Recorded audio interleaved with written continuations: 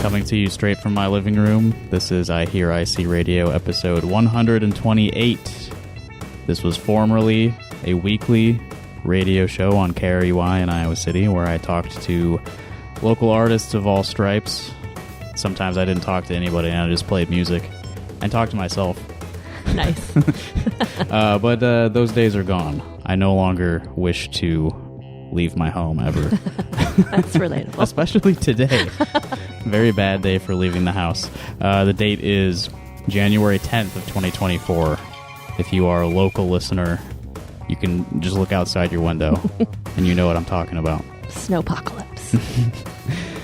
But since we forcibly retired the weekly radio show years ago, I recently revived this program as a monthly feature as part of the Rock Hard Caucus podcast feed. Cool. I've been interviewing friends of mine once a month for July, August, September, October, November, December. This will be the 7th month. All right. In a row. Look at that counting. Who says we can only count to 4? I count to 5 all the time. No, I rarely count at all, actually. My guest in the room with me today is Tara McGovern, who I know primarily as a fiddle player. Yes. Is that how you would like to be introduced? I mean, it's accurate. It's probably the thing I've done the longest. Yeah. Tara, how long have we known each other? Not that long. I feel like we met at like a mutual friend's house concert. Yes. So whenever that would have been. I think that was 2019. That feels like right. The spring of 2019. Yeah. Possibly 18. So I was... But we also didn't really talk there. Yeah, no, not really. But that's generally me at any social outing. Yeah. Although I talked to you a little, which is actually unusual for me at a social You may remember outing. this event better than I do. I think I probably looked around and noticed that I was like quite a bit older than everyone else there. So, well, I mean, you hang out with a hip crowd of youngsters. It seems to be right? This seems to be the case.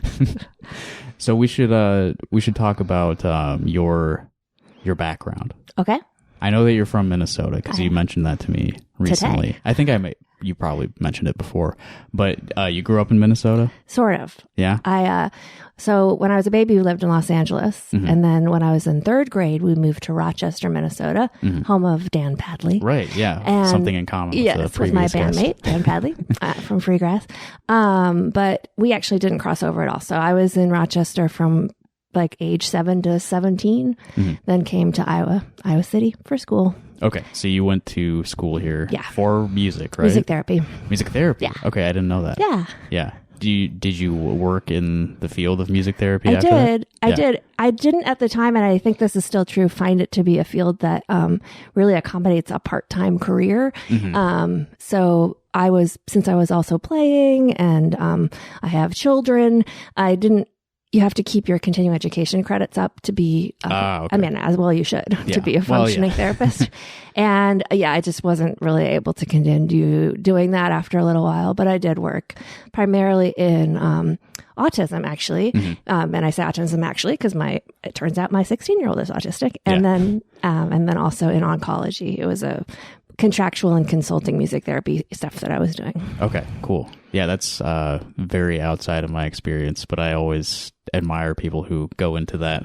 It's sort of, I don't know, an application of music that actually like tangibly has a positive effect. I think it's a really interesting field, and I would maybe see myself in the future coming back to it, but I would have to do, more study, and I'd have to do more like clinical time.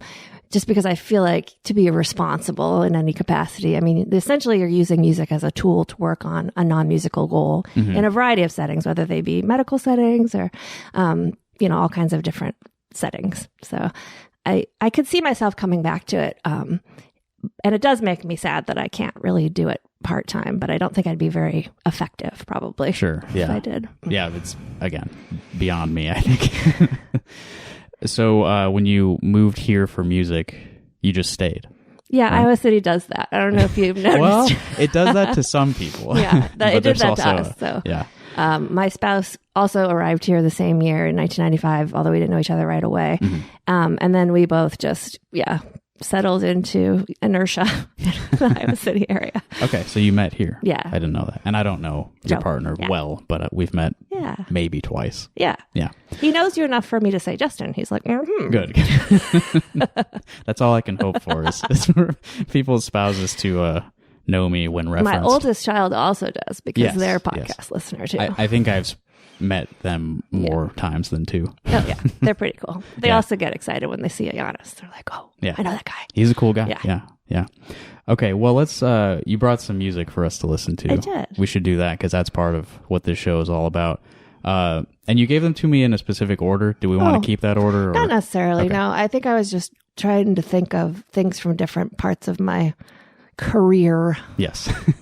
Well, you brought up Dan Padley a minute ago, and you brought up the group that you and he and Blake are in together. Yes. So we should maybe play that one first. Yes, I love that one. You gave me a recording of the Freegrass String Trio. Yes. Now, this is a point of controversy as well. Yes. I think this was brought up perhaps in the interview. I think it was when I was talking to Blake. Okay. I called it Freegrass Trio, and he said it's just Freegrass. So what is the name of this group? Okay, so I was the one that assigned the Instagram handle, which I did consult them both on. And so, like, the Instagram handle says Freegrass Trio, but I think we generally refer to ourselves as Freegrass. And we are a trio, except for when we're not. Because like on this recording, we have an additional musician. We have a harp player, Annie Savage, playing with us. And we have sometimes played as a quintet with Aviana Gedler and Rob Espy. So Freegrass is more of a state of mind. Keep it a little bit open. Yeah. You don't have to define the number. But if Blake says it's Freegrass, that's what it is. Okay. And maybe I should have been consulted when we set up the Instagram handle. The same thing happens with my trio Wombat because on some social media platforms, like, and I think our Gmail is Wombat Trio. As is ours. Because we can't just use the word Wombat because Trio, that's taken everywhere. We have to put something after I'm pretty sure that's what we ended up doing, actually. I think, but yeah. Also, we haven't always been a trio, so that's, but Freegrass. Right. We could safely say that's what we are. So we've been mistakenly booked as Wombat Trio a couple times, but it's not a big deal. Yeah. We are a trio, so. We've also been booked as Freegrass String Trio, which again is accurate since we all play string instruments, but is not our name. Yeah, and that's the name that was on the YouTube video as well. It's the Freegrass String Trio. I think this has been an evolution, is what we're learning. The most important word is Freegrass, yes, right? I would say so. This is a recording of the trio plus the harpist, yes? Annie Savage. Annie Savage, playing Focus, which is a Dan Padley composition, right? Yes, the wonderful Dan Padley. Great. So let's listen to that, and then we will talk about it afterwards. Cool.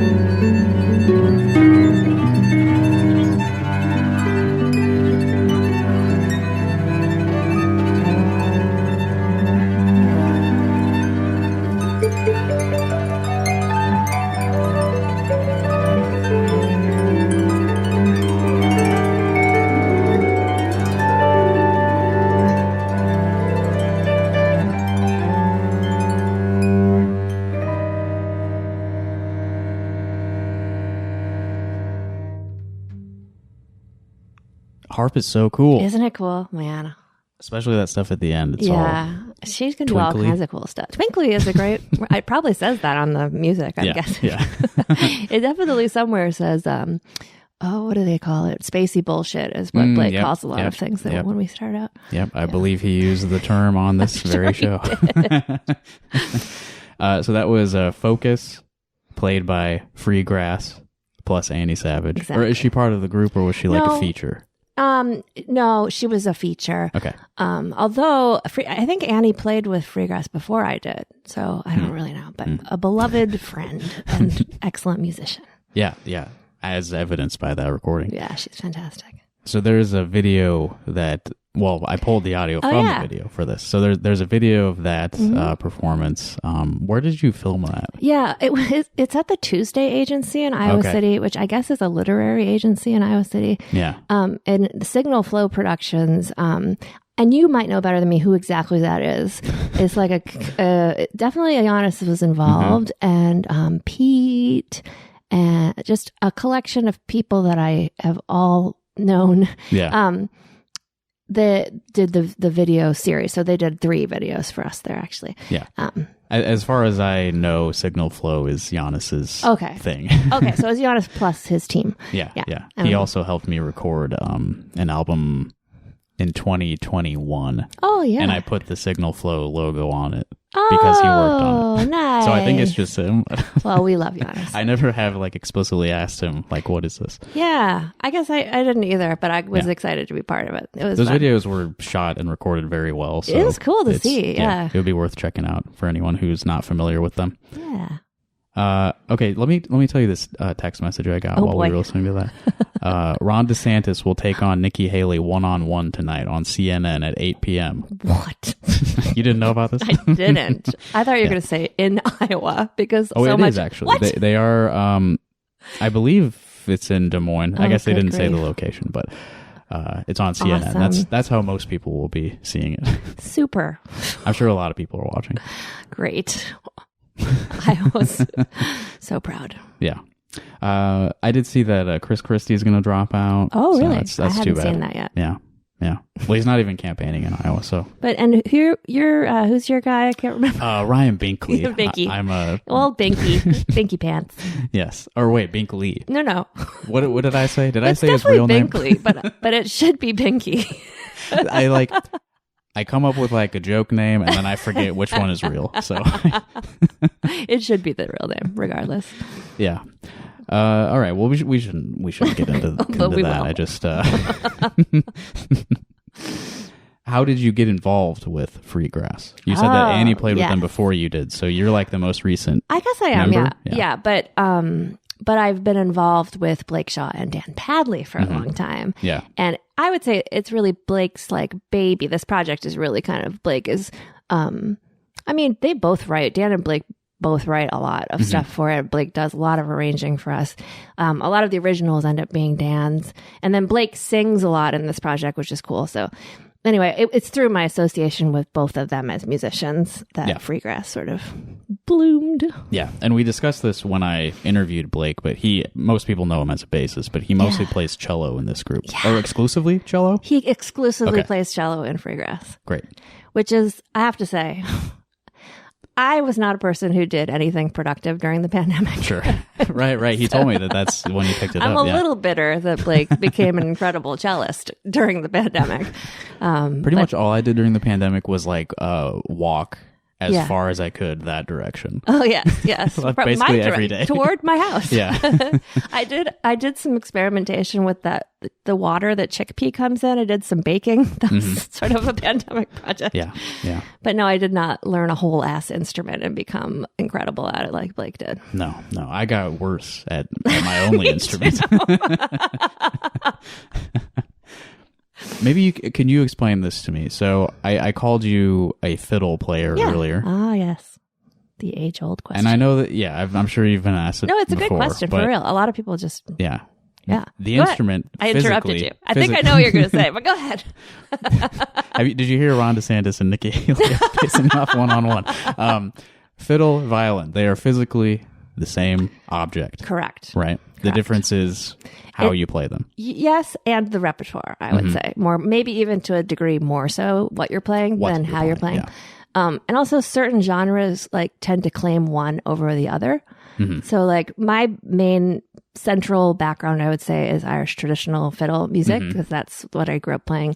And we call it a fiddle. In Irish music, it's a fiddle. Yeah. And when I studied jazz in college, it seems to exclusively be called violin in jazz. And I don't really know if I understand why, but I mean, that's fine. Yeah. So I was always correcting Rapson and making him change it on our programs just because I didn't really identify as a violinist. You prefer fiddle just across the board? Because the genres that classical is something that I endured, but it isn't something that I really enjoyed. Right. And with some exceptions. Right. And if anything, maybe have some triggers from that era of my life, as many classically trained musicians do. So I think it's convenient that I can just like discard a label and still keep the instrument because it pleases me. But yeah, so you can use that as a metaphor for all kinds of things. I like that idea. And then I also just kind of like that fiddle exists in different genres too, and that's kind of interesting to me. And the only way in which it's a physically different instrument, I think some old time and bluegrass fiddlers might say like that they make some modifications to the instrument, like you're more likely to use a bridge that's like a bit flatter in old time and bluegrass. Just because of using a lot more droning stuff than we maybe would. In Irish music is more melodic than harmonic. Right. So yeah. Okay, and the bridge.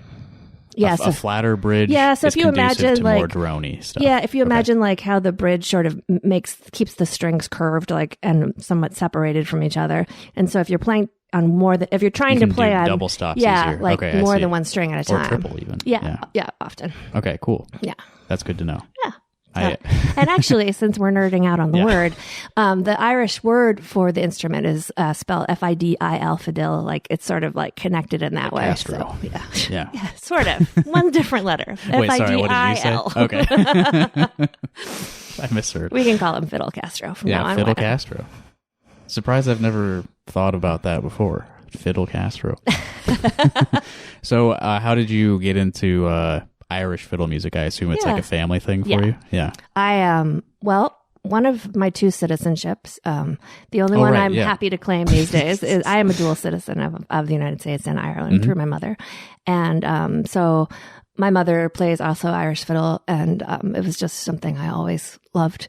And so even though we got sort of steered towards classical violin early, both my sister and myself, we just always had a lot of Irish music happening in our lives. Right. And then when I was becoming more disenchanted perhaps with like music as a study, like within college and that sort of thing, I think I heavily returned more to that. And really kind of sank into it and learned more as an adult than perhaps I did as a kid about Irish music. And as an escape from the honestly, as an escape, I would say classical box. Yeah. And then the other escape for me really was jazz, and that was through I think our mutual teacher, or is he one of your teachers? No, I never. We've talked about this before. Personal, really. But you knew John and worked with him. No, actually, I don't think I ever worked with him. Not for sound stuff, even like. Mm-mm. Okay, that's. But I knew him like through other of his students. Is all course. Really, yeah. Yeah, so we're talking about John Rapson. The late and great John Rapson, who we love. And John was. Once I took one of his jazz classes in college, I had to take all of them. And I was actually one of the first string players in his classes. I think me and Natalie Brown, sometimes. She was my high school orchestra teacher. Really, Natalie? I wasn't in orchestra. But oh, cool. Yeah, Natalie's that's how I knew super, really cool. Really great. Both fiddler, actually, and violinist. Like Natalie went to Scotland to study fiddle.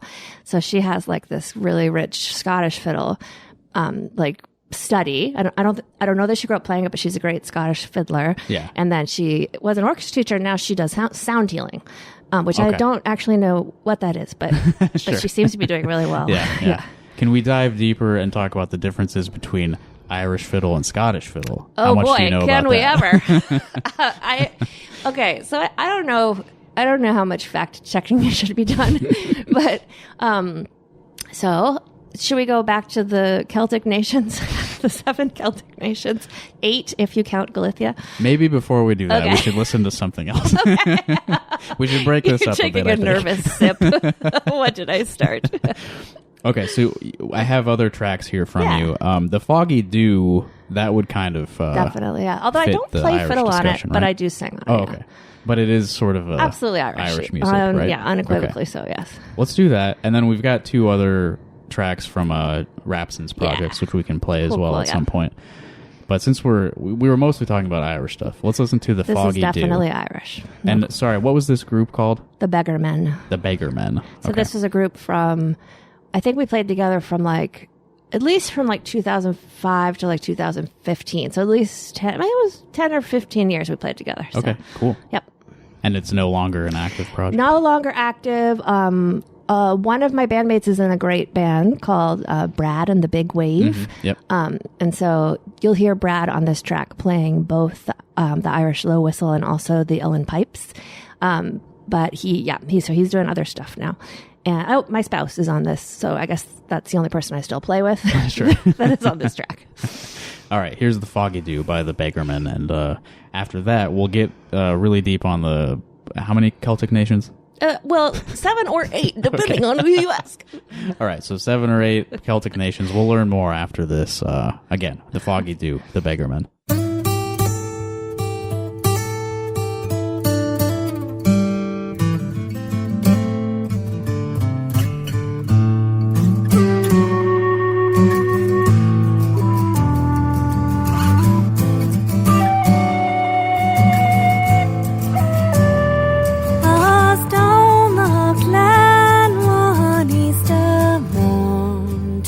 City fair rode I. There are mid lines of marching men in squadrons pass me by.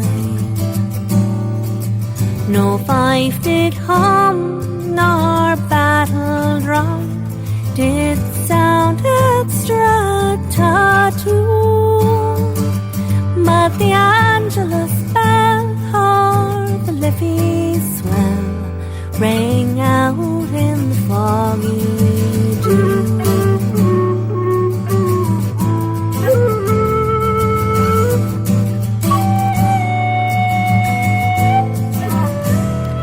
Right proudly high over Dublin town they hung out the flag of war.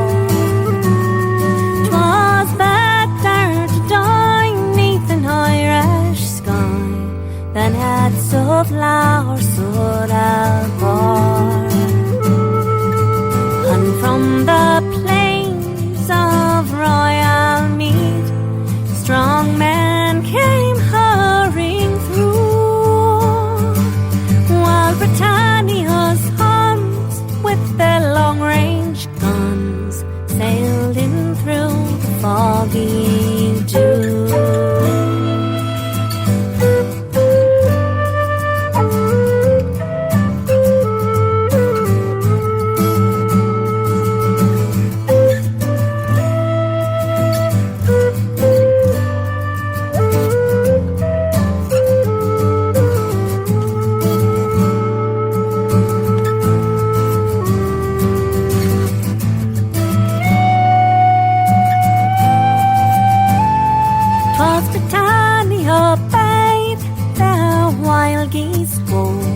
That small nations might be free,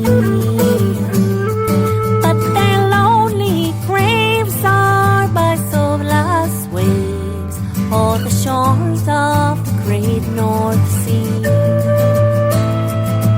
Oh, had they died by Pearse's side or fought with Catteroo,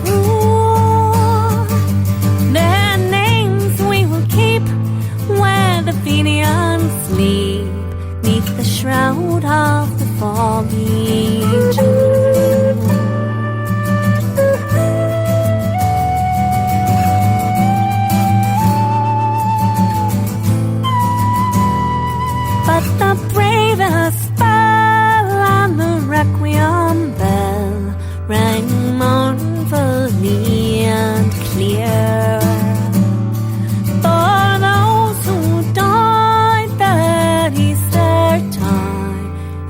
last springing of the year,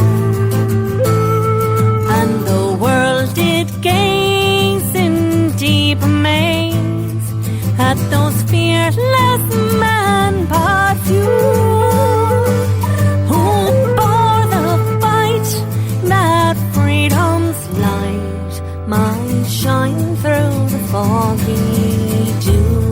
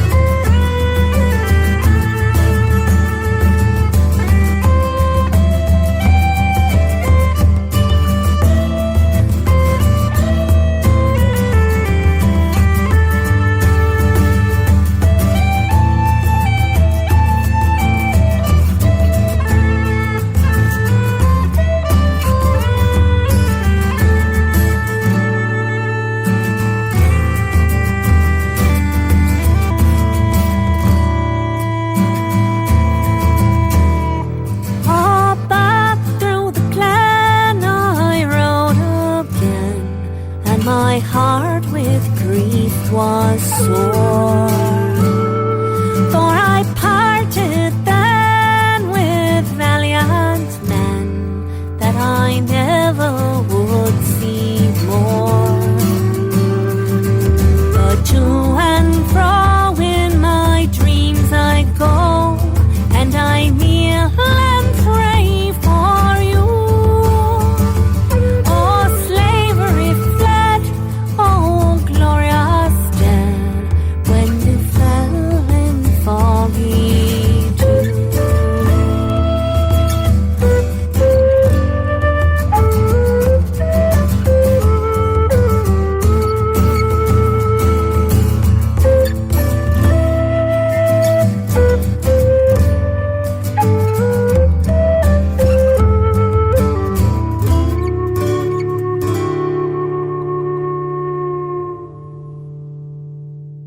That was The Foggy Dew, as recorded by the Beggarmen. Yeah. Okay, I just learned this word. An Iowish band. Okay. We'll claim it, I guess. Well, I pulled up beggarmen.com. Oh. Because I wanted to see if there was any. Yeah. Uh-oh. It's still up. Is it our band? Yeah. Oh, no. Yeah. Why does it still exist? The last stuff posted there is from 2013, so it's quite outdated. But I don't know who's paying for that, to be honest, because maybe me. But when I pulled it up, I learned that the Beggarmen celebrated their 10th year as one of the region's best Irish music ensembles in 2011. I am a very old person, Justin. This is true. Okay, so that implies that 2000 was the first year of that. I think that makes sense. Good math. It implies that. Yeah, I think that's right, because I kind of can judge it by like kind of the life events around it, right? And I think that album, though, that was our last album, though. We did 3 total, and I think that was the 2015. That I did not get from the website. I just was skimming things. Sorry. No. These are things I should know. Well, it is your life, but I'm the one with the laptop. No, yeah, I think it's fine. I'm very surprised to know that the website is still up, and we'll definitely be checking that out shortly. Helpful resource. Wow. So the Foggy Dew, that is like a traditional Irish tune, right? Yeah, the tune, like the melody. Or the song? I don't know. Oh, so I kind of just Googled Foggy Dew. Okay. So there is a traditional English song called The Foggy Dew. Mm-hmm. Different country. Right. Are they?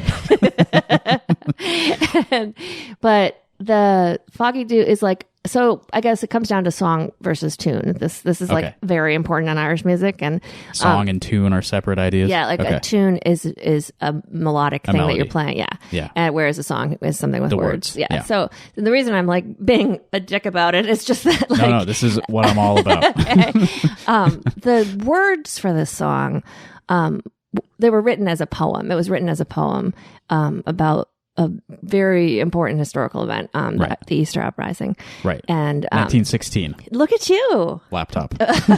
Just pulled it right out of your brain. No, I didn't. It was written by a priest, actually, about the Easter Uprising. And it was, which just super quick history lesson. I know that Justin knows, being a smart person. I know everything about this. Absolutely. But Ireland was occupied by Britain for quite a long time, still is in part. Yep.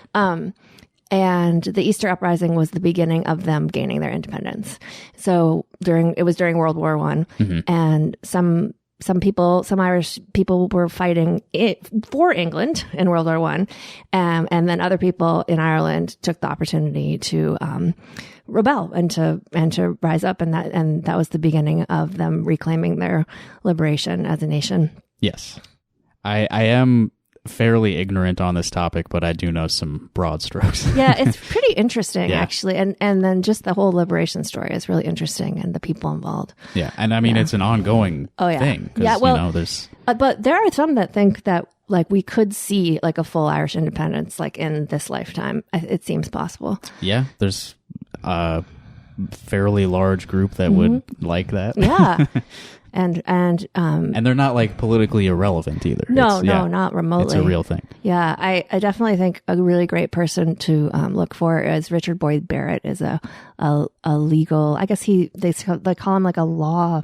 I think it's just he's in legislation. He's in the House essentially in Ireland, and he does a lot of speaking about the Irish gaining independence and also the parallels between other small nations fighting for independence. Yeah. Some very obvious parallels. Right. Yeah. I mean, Irish political leaders have been on the correct side of a lot of these. And honestly, a lot of Irish people too, like more so probably from a population perspective than probably anywhere. Definitely any other group of white people. Yeah, that's a good way to think of it. Yeah, because they lived through colonization and to a degree were able to liberate themselves and continue to fight for that. So. Yeah, they have a better understanding of what it means. Absolutely. Yeah. Anyway, the Celtic nations. Yes. Do we want to do that briefly? In my mind, during the song, I was trying to list them nervously. Like, do I actually remember?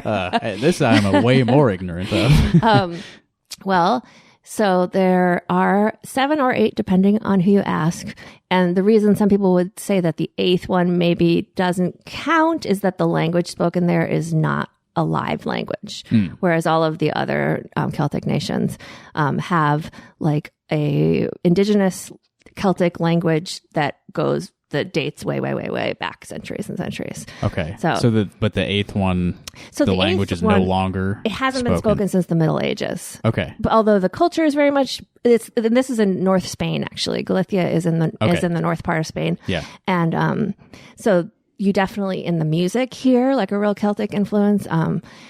But yeah, like people like to argue about whether it's, I don't care. Like I feel I love Galician music. I think it's really beautiful. Yeah.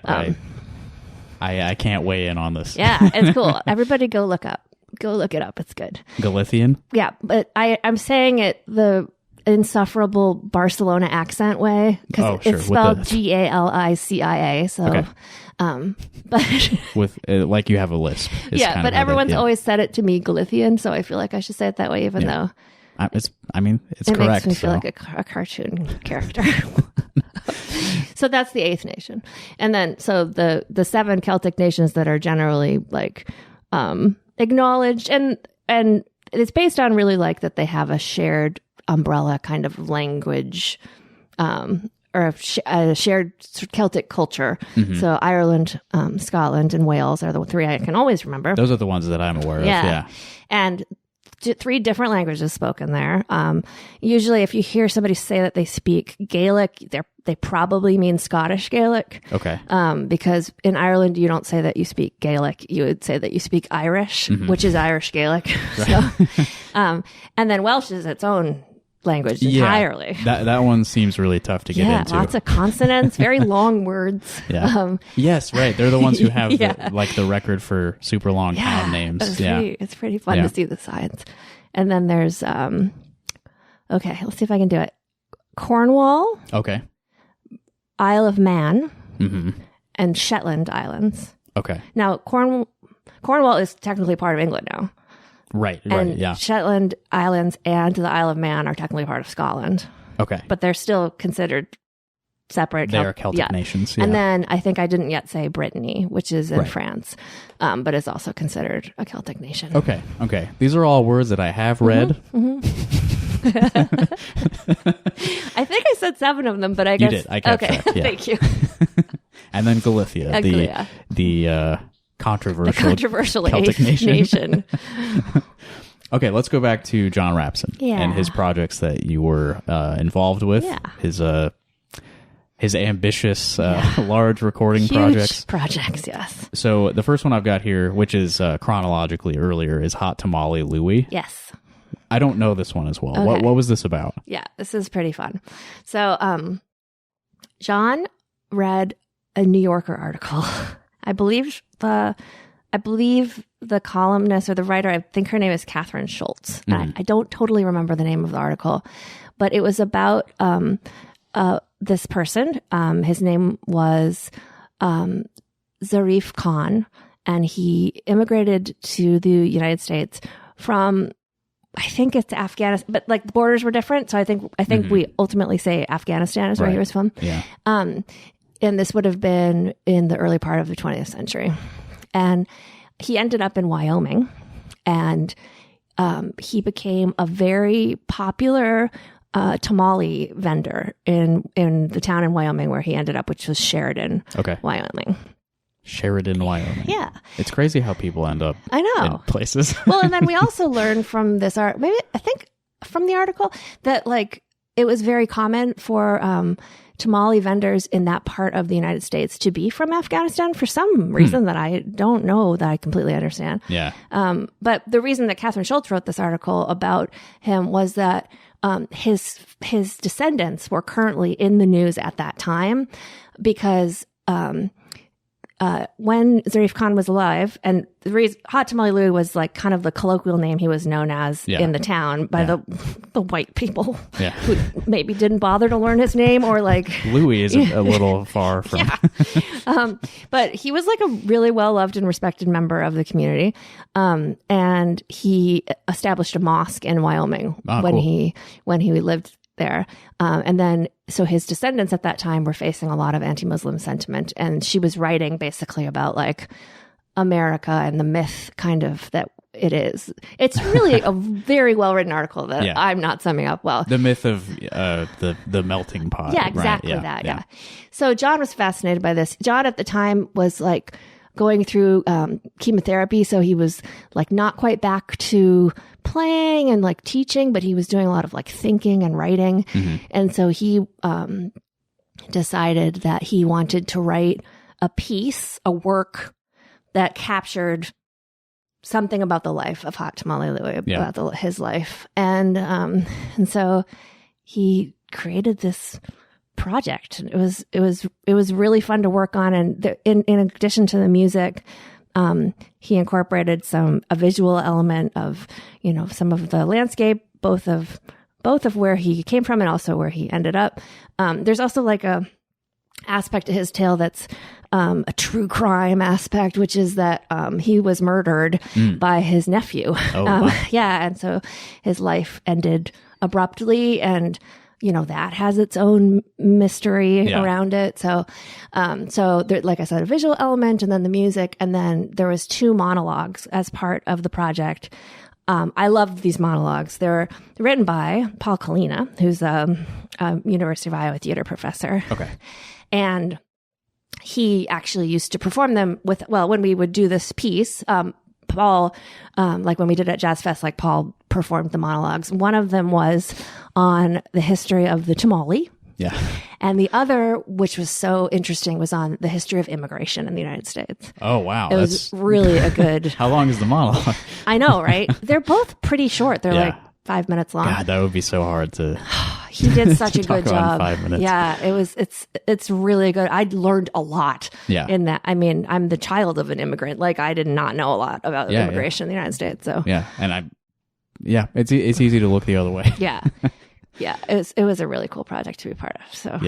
So this is probably making light of this too much, but there's a word for killing your brother, fratricide, killing your father, I don't know patricide. if there's nephew. Is there an uncle side? That is a good question. There is a sister. Do you know this?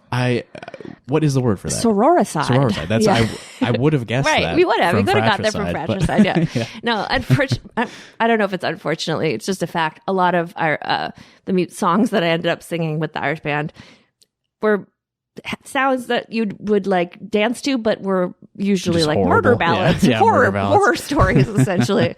And in one of them, there was a lot about. There was at least one sororicide, and then several other murders involved too. Yeah, I would assume that uncle sides are just not as common. I feel like it's not uncle side. I just don't think that's what it is. It can't be that, but I don't know what else to say. So the track that we have prepared here is an excerpt from Morning Skip. Awesome. From Hot Tamale Louie. That's the one you sent me. And I think Ryan Smith is heavily featured on this one. He's playing flute on this, right? Probably. He plays everything, as we know. Great winds player. Incredible musician. Yeah. All right, here's a excerpt from Morning Skip from Hot Tamale Louie, composed by John Rapson and featuring a million people. Yeah, well, 9 musicians, but many people.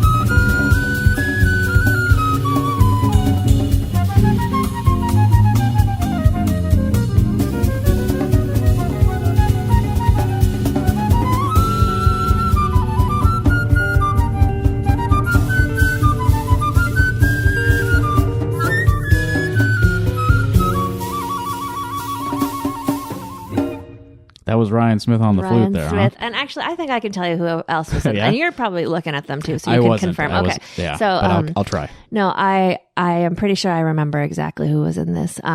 So of course that was John Rapson on piano and who composed that piece. On drums is Justin LeDuc. On bass is Blake Shaw. On guitar is Dan Padley. Then we had Ryan Smith on flute. He also played saxophone, multiple saxophones in this project. And then Nielo Gaglione is part of this project, although I don't actually know if he played on that song. I don't remember if he did. I didn't hear him.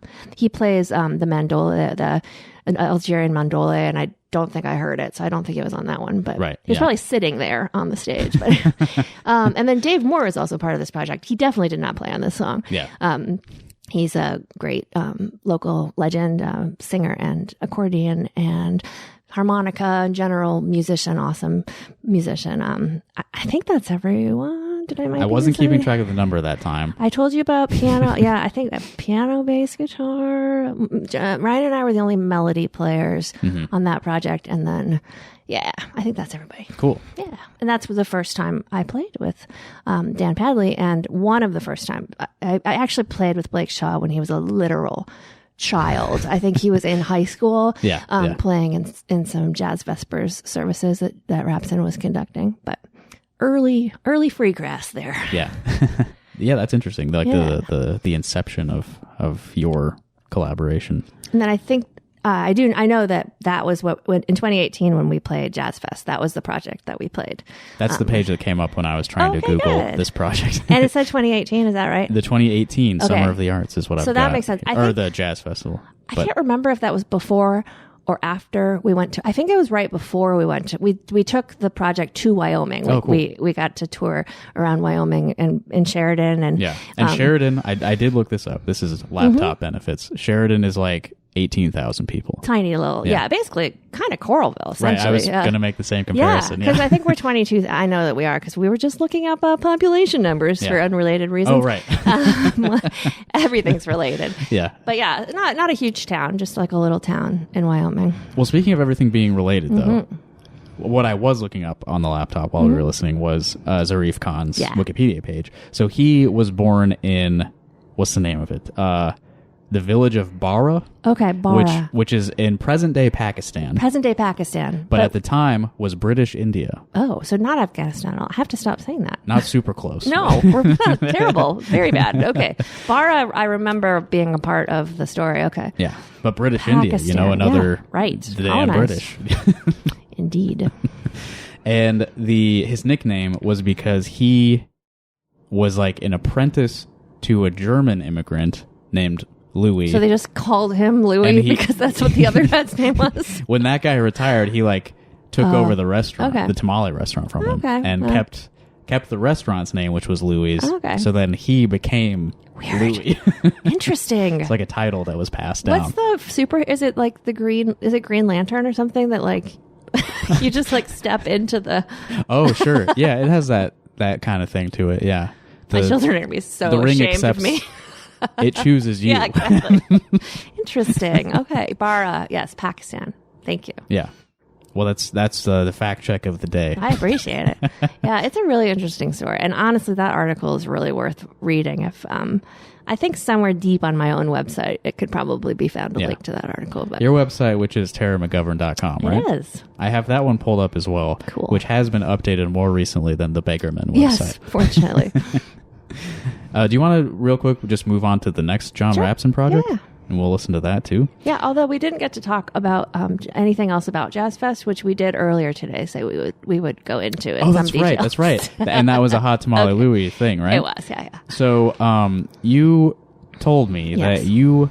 This is the proudest moment of my life and career, by the way. When Hot Tamale Louie played Jazz Fest, you personally... myself, only me. Got your own private porta potty. Yes, my own air-conditioned. Air-conditioned, right. That's the detail that really matters. Because we were playing the main stage at Jazz Fest, and of the 9 people in the project, so that's 9 including Paul, who did the monologues, and all the musicians I already mentioned, Dave Moore and they have something in common. Yeah, they're all cisgender males. Yeah. And so I was the only person who was not a cisgender male. Right. And they felt this is the only time it's really ever benefited me in a positive way that I got my own personal air-conditioned porta potty. Yeah. Were any of the other porta potties also air-conditioned? I don't actually know, but I do know that people were very jealous of mine. Was clearly the superior porta potty. Yeah. And yeah. I if don't only care one if other people using one, I mean, as far as I know, like maybe other people did use the porta potty, but like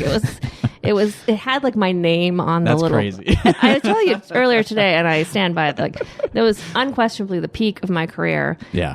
I could never go higher than that. I just don't see how it's possible. Yeah, having your own porta potty, air conditioned. How big? And it was so hot. Yeah, it was it is, so hot.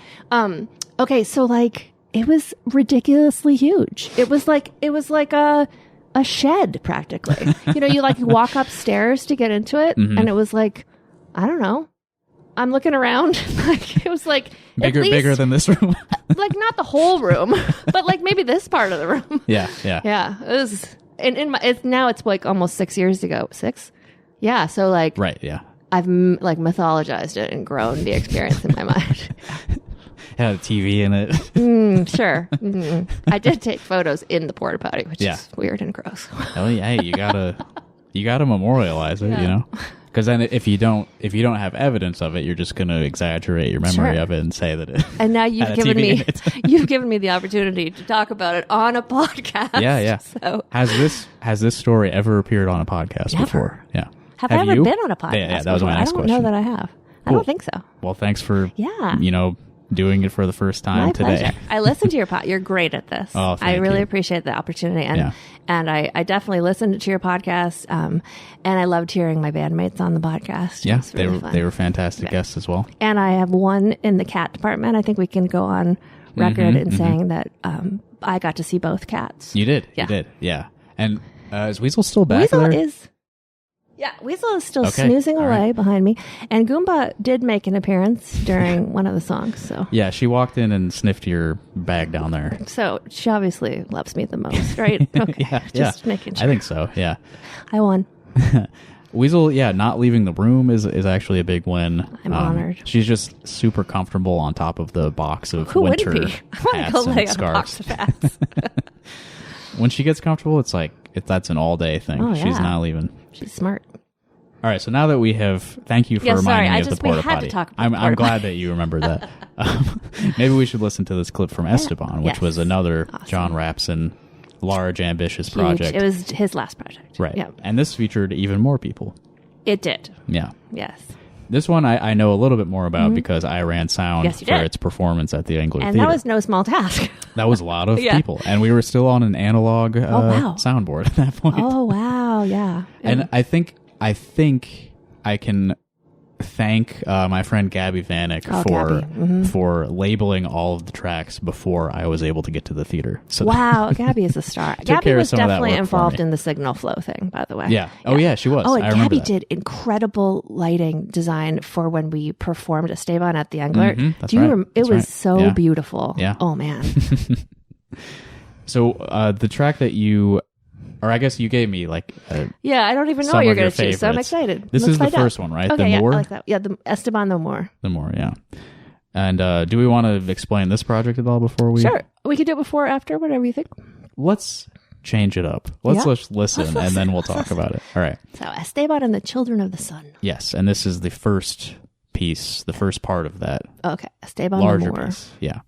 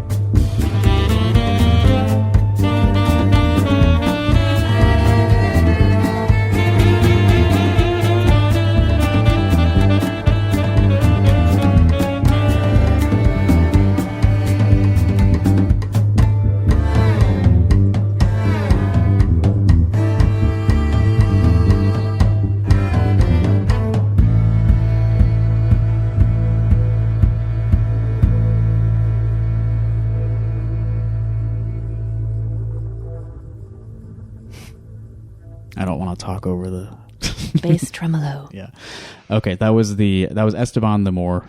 Yes. The beginning of the full title is Esteban and the Children of the Sun. Yes. Which is the project. Apparently there is also like an anime movie by that name. Oh, really? Yeah. Not what we like are the full title? I think it's called The Children of the Sun, okay. but it is about Esteban. It's about the same thing, yeah. Or at least connected in some way. And this is another story of somebody who ended up in America. Yes, did. Yes. Would we call it immigration? No. It wasn't this was an entirely enslaved his choice, person. correct? Yes. Yeah, no. He, so I don't, maybe the magical laptop has told you his original name. But I don't remember what his original name was. I'm not sure we knew, actually. I'm not seeing it here in this brief summary.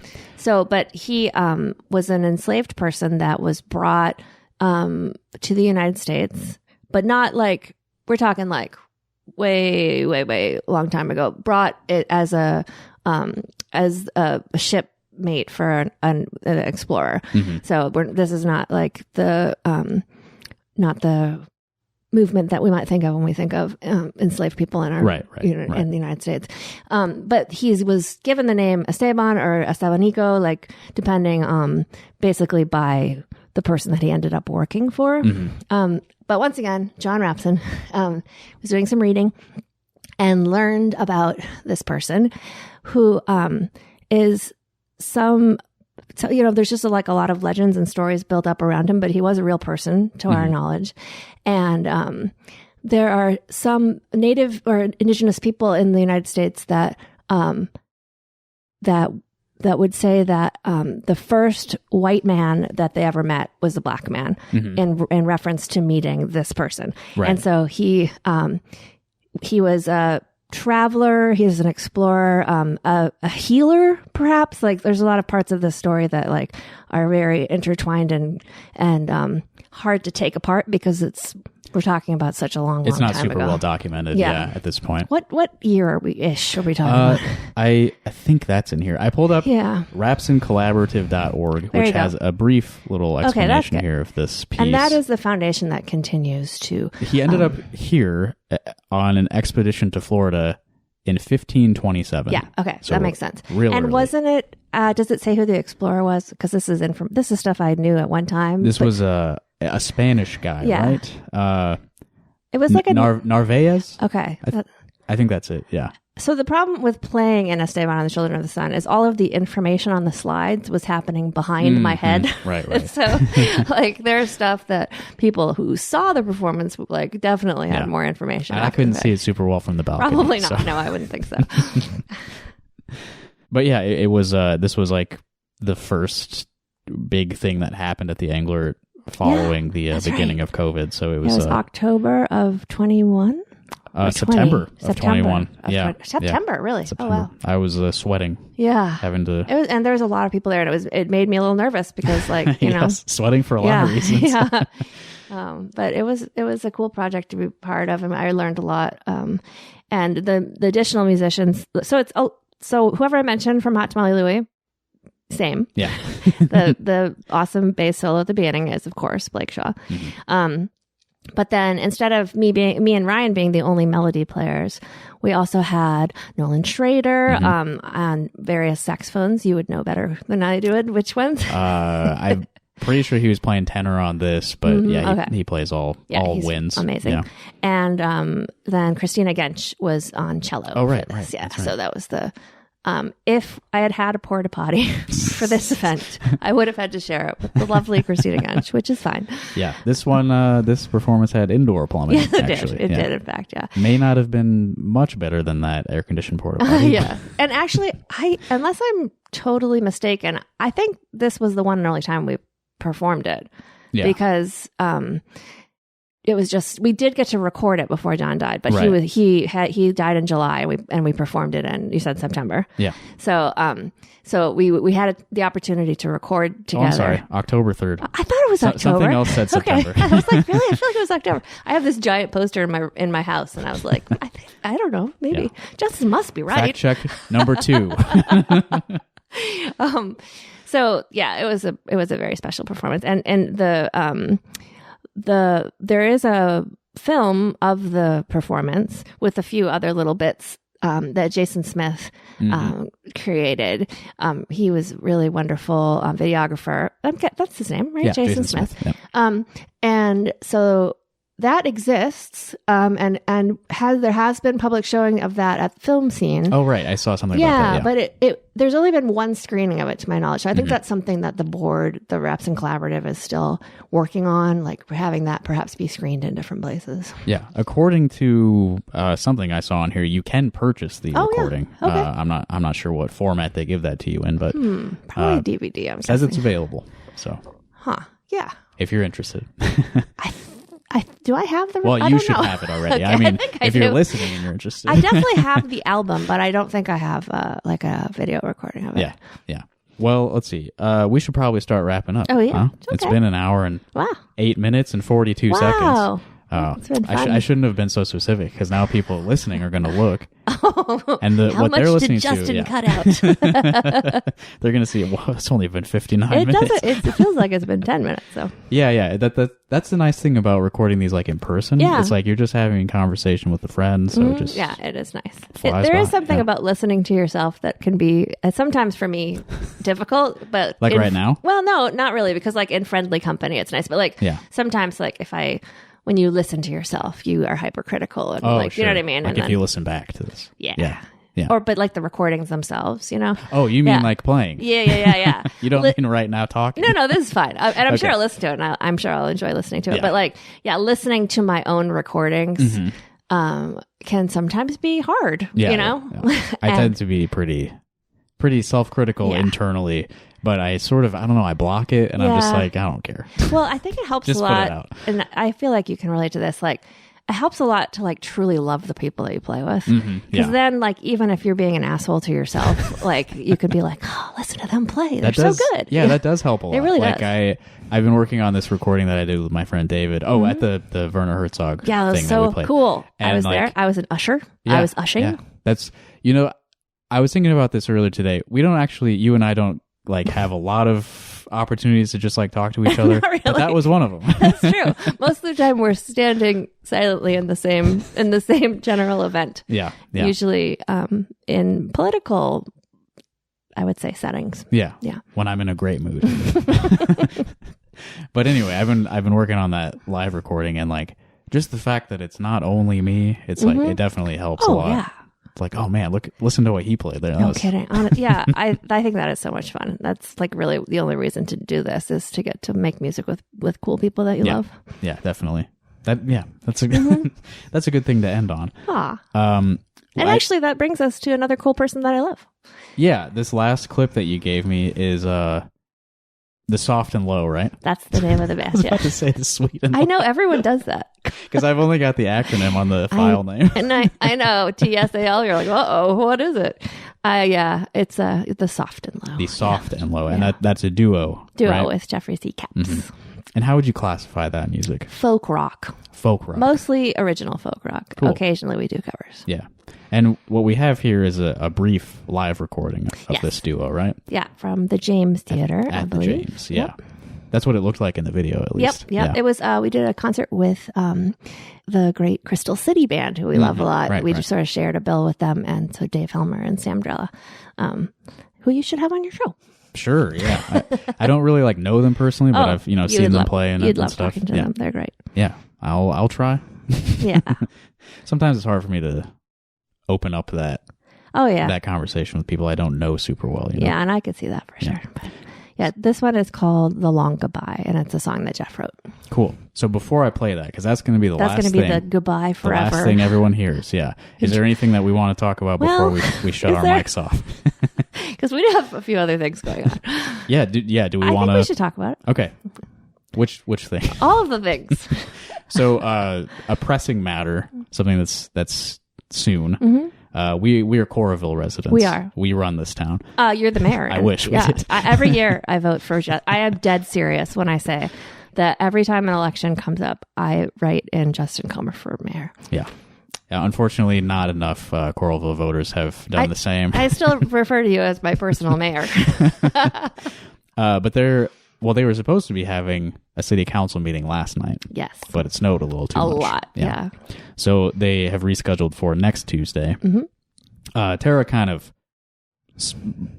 launched this. So Felicia asked me about this today, and I like, how did you all start thinking about this? And I told her, and I think this is at least like metaphorically accurate, if not physically accurate. Yeah.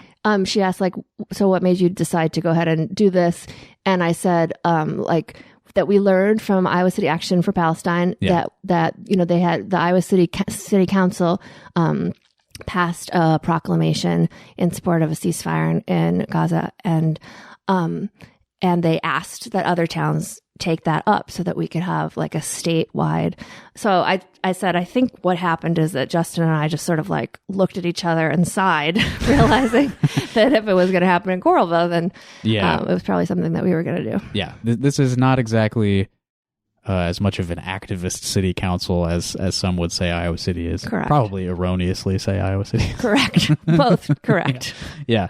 So we're just kind of like taking the language of that ceasefire resolution, presenting it to our city council with like the new information about like, based on our population, how much does Coralville give to I'm glad that you updated fund that. genocide as opposed to, because I think it's very easy for people to dismiss these proclamations as being meaningless, but in reality, like our taxes are going towards genocide. If we need to at least look at each other and acknowledge that is in fact true, and to see what we can do to stop that.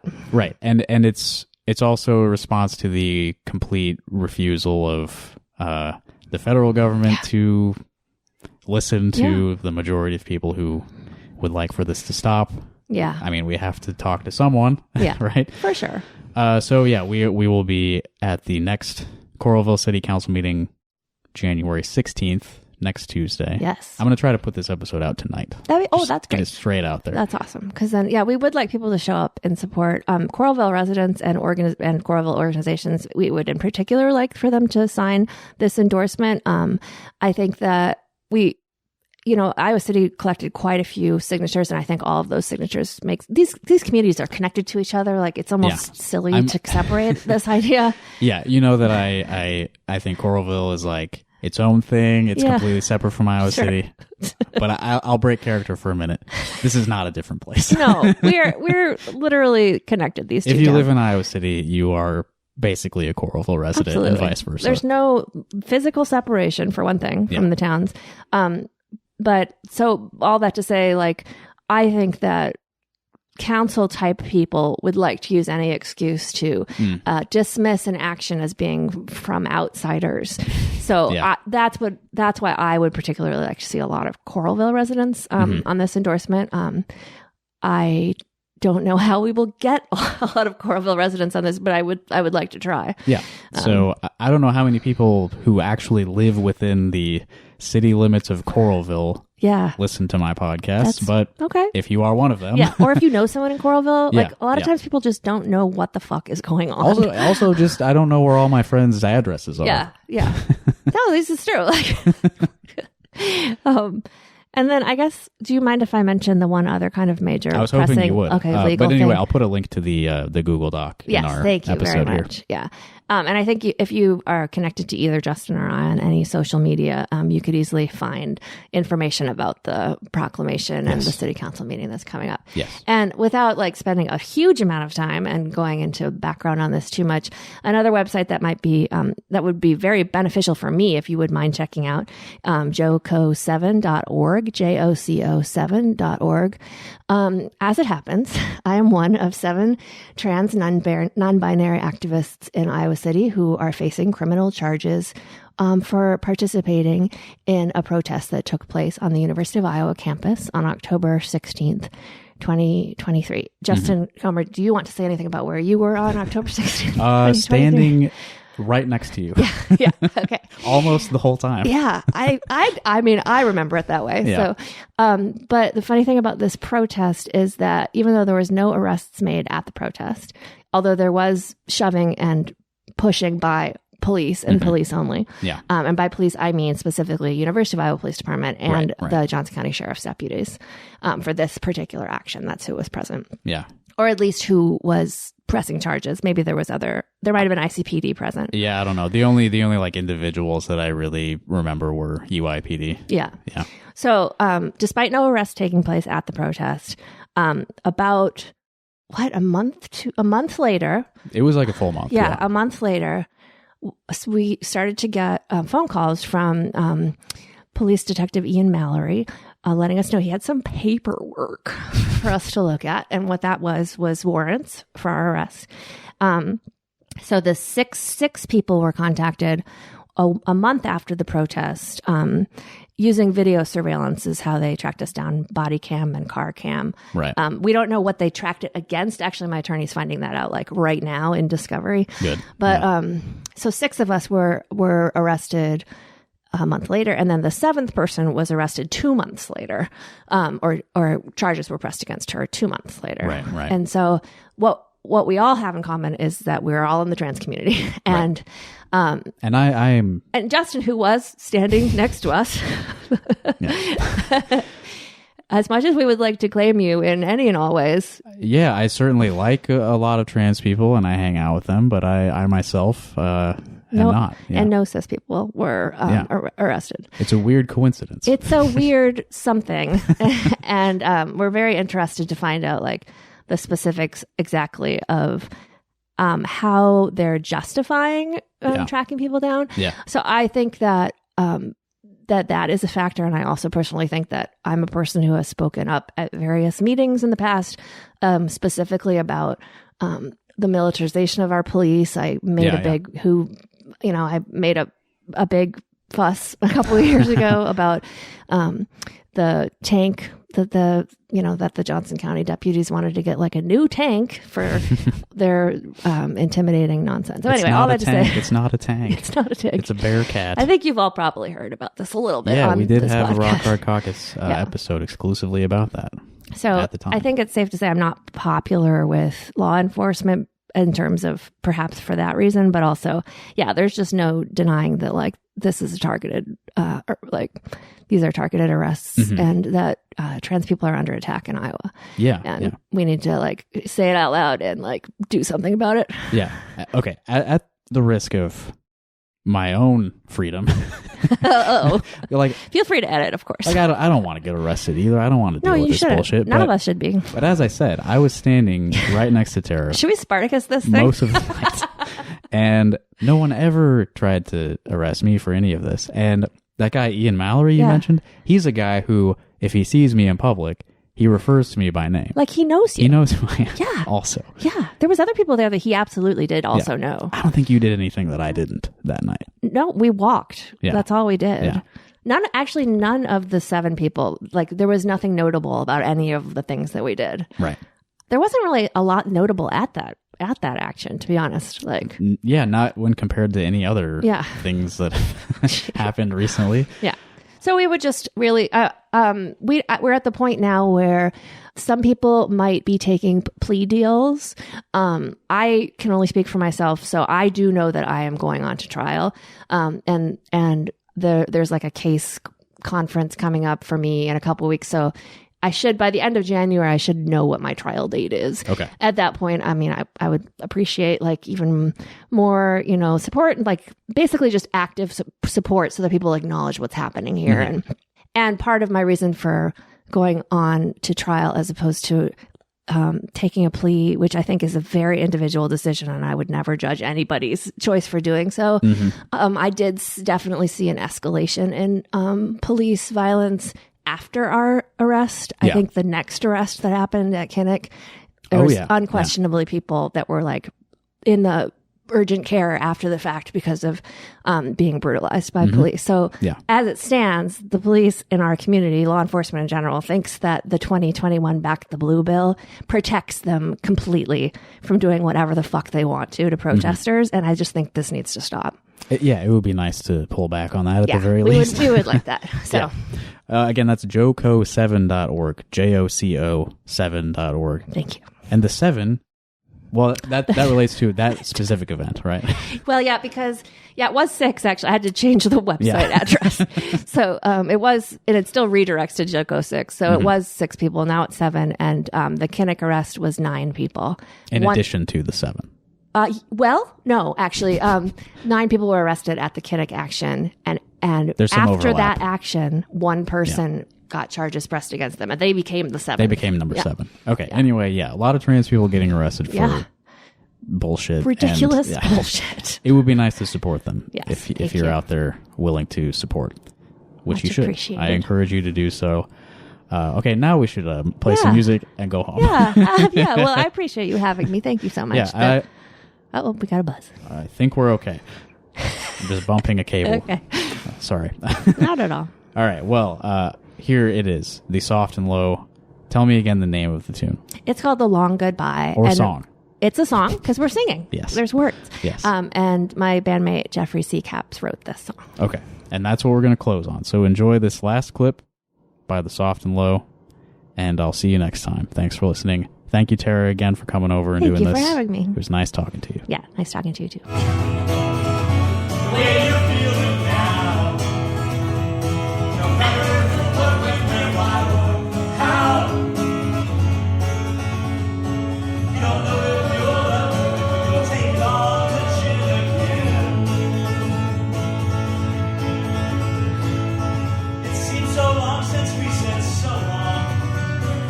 Getting tired of people saying stay strong, but I've got love for all the lovers, all themselves and one another. I still get tangled in the costume. I get old pagans